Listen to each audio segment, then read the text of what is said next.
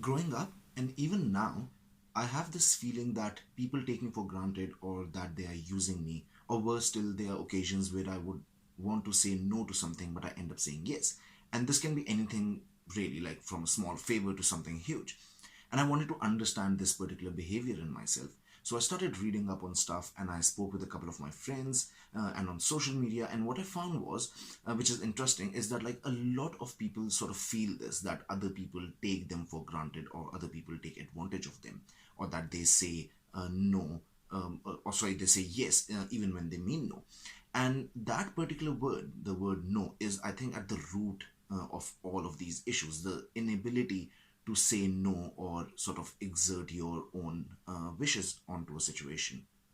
Welcome to the fifth episode of Coffee and Life. Today I'm going to share some of my personal experiences, occasions where I could have really benefited from saying no, and I ended up getting into some discomfort or trouble just because I couldn't set a proper boundary or just say the word no. So yeah, like I'll dive right into it. So the first experience is fairly common.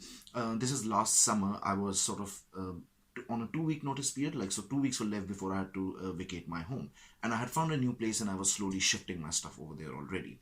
But I remember I was in the gym, and the landlord called me, and he was like, "Oh, there is another sort of person coming in to have a look around at the house." And they want to sort of immediately take the room if it's available. So, will it be possible for you to move out a week earlier than you had planned? And at this point, legally, morally, with all aspects, I had the right to say no to him because, it would have caused me a lot of trouble. But what ended up happening is that I immediately sort of, not even panicked, I just got sort of uncomfortable, I guess. And I just said that, oh, yeah, sure, I'll move out soon. And at this point, the landlord was like, oh, okay, fine. And as soon as I like put the call down, I realized that, oh, I am now in a shit ton of trouble. For starters, I couldn't complete my gym workout because now I was nervous. But also, I had asked a friend to sort of help me move the stuff with his car, and he was coming over, and he had taken a day off from work, which meant that now I had to call that friend and sort of inconvenience him further. So I had to ask additional favor on top of another favor. I mean, he did help me out in the end, but obviously it's not a pleasant thing to happen. And I got like, it overall I got quite nervous, and I had a bad taste in my mouth. And all of this could have been really easily avoided if I would have just said that, no, sorry, I can't move out. But I wanted to somehow avoid confrontation, and which is funny because, well, funny in ironic sense, because to avoid this one confrontation with my landlord, I ended up sort of confronting my friend and changing my schedule and moving other pieces. Now, the second experience, really quickly, was and this has happened to me numerous times, is that like when I'm going out with my friends, or if I'm it's a social gathering and I don't really want to go, I sort of feel sort of obliged to say yes, mainly because, like, as most of my friends would know, that I am sort of an extrovert person. I like going out, I like partying, I like socializing. So when I say no to coming out, if my immediate response is that, oh no, I don't want to come out, people always like either get offended or they like take it slightly in the wrong way. They're like, oh, why don't you want to come out? You always want to like come out or like socialize. Which is funny because sometimes no, I don't. Sometimes I just want to be at home and be lazy and do nothing at all, right? Who doesn't want to do that? But I can't say that. And what ends up happening is that I end up going because I can't say no, and I spend money and I don't enjoy myself. And then later in, at home, I keep replaying that entire night over my head and thinking that, oh, I would have been better off if I was at home, because obviously, it's a negative state of mind to begin with.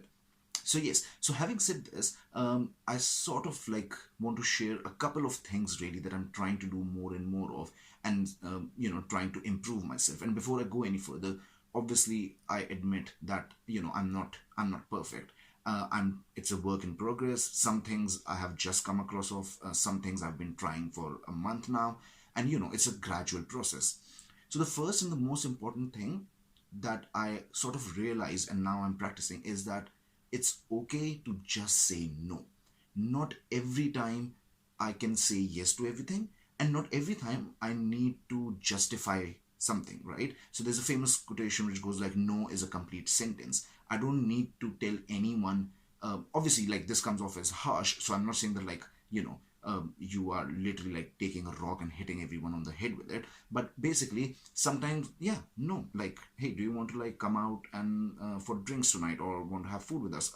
No, I'm not feeling like it. That in itself is enough. Because personally, I feel that if even if I am able to bring myself to say no to something, I feel that I have to now somehow justify it. So yeah, so that's the first thing. Secondly, I have started to recognize my own needs and prioritize myself a bit. And I feel that this is sort of a secondary issue, but it leads into the inability of me saying no to things. Is that I sort of don't want to upset people. I want to avoid confrontation for a variety of reasons.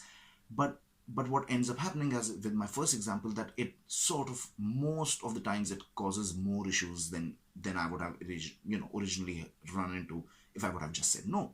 And that's sort of interesting, right? So I have now started to prioritize my needs. I'm looking at myself and going like, yeah, you know what, these are the things that have priority in my life. And sometimes, it would mean that I would say no to a few people, and yes, it would upset them, or not. Like, that is, the onus is on them. I'm not pizza. I'm not going to like try and make everyone happy. I'm pretty sure even pizza can't do that, because there's a debate about having pineapple on it. But yeah, so those two things. And the third thing I think is to remember that there is always the option to sort of take the middle ground. So, for example, let's go back to the party example, right? My friend asked that, hey, like, do you want to come out next Saturday? I don't have to immediately say yes. And this is a thing that I do a lot. I'm guilty of it. That I immediately think that, oh shit, now I have to respond to this. I have to say yes or no. And then I start overthinking and get sort of confused in my own head. There's always a middle ground. I can always say that, hey, I'll check my schedule and come back to you. You don't have to immediately respond to every single request or thing.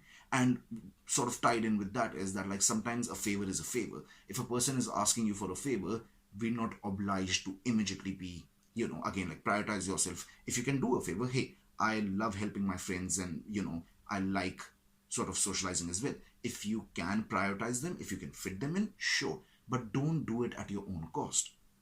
So yeah, these are like two or three things that I'm trying. And last but obviously not the least is that, as I said before, it's a learning curve. I'm sort of observing my own behavior. There are times where I am still like sort of not saying no more often, and just going with the flow. But obviously it will take time and practice to sort of come to terms with and develop this behavior. And I'll leave you all with this quote that I came across. It's from Paulo Coelho. He's a very famous writer. And he said that when you're saying yes to others, make sure that you're not saying no to yourself. Thank you for listening.